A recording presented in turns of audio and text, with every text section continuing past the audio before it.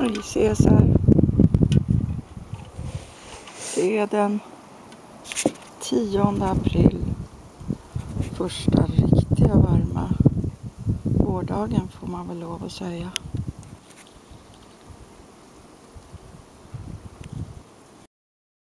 Sett fjärilar och humlor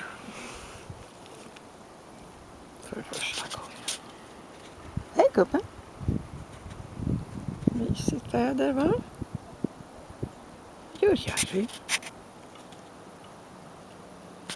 Jag har hängt ut min...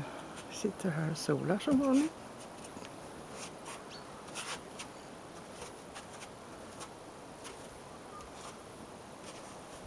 Jag har hängt ut mina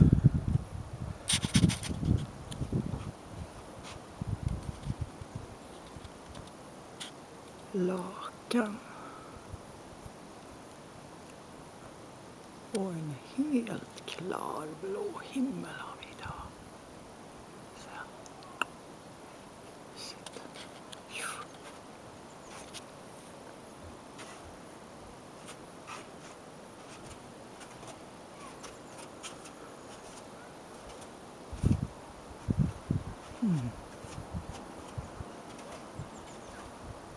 En riktigt fin vårdag.